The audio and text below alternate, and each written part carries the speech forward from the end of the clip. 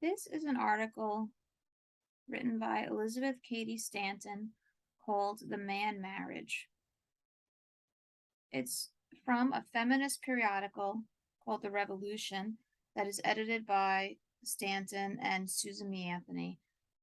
Now, you may know these women were early feminists in the 1800s, and they were interested in changing laws and suffrage, women's voting. But you might not know that they spoke a lot about marriage and women's place in the home, and they really spoke about it as an important part of women gaining rights. So let's go through this short excerpt from The Man Marriage from 1869, and I'll highlight some of the important parts. So, to begin, in reply to many letters asking if the revolution is opposed to marriage, I desire to state my objections as briefly as possible to our present system, which I call the man marriage, because of the creeds and codes and customs which govern the present institution. Women has never given her consent. So, by man marriage, she's basically speaking about patriarchal marriage, the coverture laws, and the various religious ideas that were important to marriage to many people in the United States at this time. So I object to the teachings of the church on this question, its interpretation of the Bible, making man the head of woman, and its forms of marriage, by which she is given away as an article of merchandise and made to vow obedience as a slave to a master, are all alike degrading to my sex. So she's basically talking about man being given control of women, of his wife in marriage. Here she begins to compare women's situation to that of enslaved people. She uses that a lot, comparing women to enslaved people.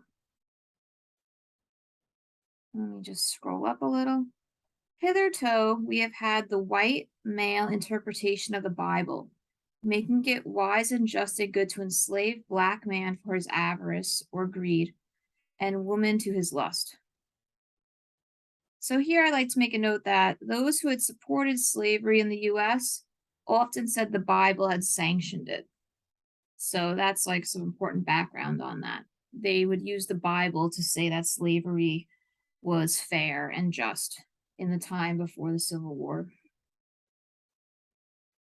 The laws of married women in some states are exactly parallel with those of the slave code on the southern plantations.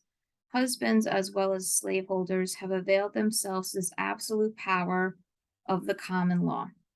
Today, hundreds of wives in their right mind are shut up in insane asylums or dragging out miserable dependent lives in those live-in sepulchres or tombs called home, where the light of love has all gone out. The social customs that are outgrowths of false creeds and codes are alike degrading to women, demoralizing to the race, and dangerous to the state. Marriage today is in no way viewed as an equal partnership intended for the equal advantage and happiness of both parties. Nearly every man feels that his wife is his property, whose first duty under all circumstances is to gratify his passions, without the least reference to her own health and happiness or the welfare of their offspring. And so enfeebled or weakened is woman's judgment and moral sense from this long abuse that she believes so too, and quotes from the Bible to prove her own degradation. So women are going along with this after years of having men be in control and men asserting their power in marriages, that women have come to go along with it. And men feel the wife must gratify his passions. Stanton believes this could hurt future offspring. A woman having numerous continuous births will be less happy. Her children might be less happy. She is overworked, has less attention for her children. So moving on, there's only 2 more paragraphs. I shortened this article a lot. But how, say you, can relations of the sexes be improved? Exalt woman, make her the sovereign and not the slave of the fireside. Blot out all your infamous creeds and codes or laws, and that degrade her in her own eyes, as well as in the estimation of man by her side. Help her to be an independent, virtuous, self supporting being by giving her a free pass in the world of work and thought wherever she has the power to stand. Then she will no longer degrade marriage by accepting it as a pecuniary necessity, but in freedom will choose the father of her children more widely than she does today. Okay, so my no women have no power and cannot get equal education or access to jobs. They work, but it is less pay.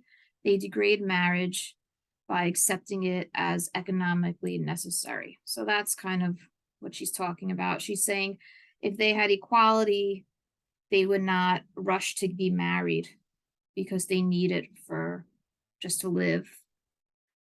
Um, so she was all about women having economic power and independence and not being dependent on men for everything. When women demand health, virtue, and brains in men instead of a long purse or wealth, the supply will equal the demand.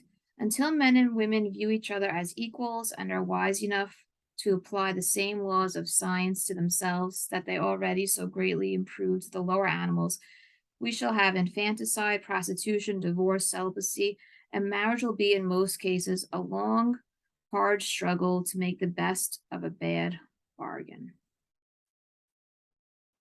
So, if women had equality in laws and access to jobs, they will not be desperate to marry for money and be dependent on men.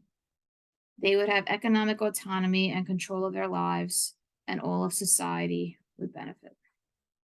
So that is some of the main ideas that Elizabeth Cady Stanton was talking about throughout the 1850s, 1860s, and even moving forward into the late 1800s and early 1900s.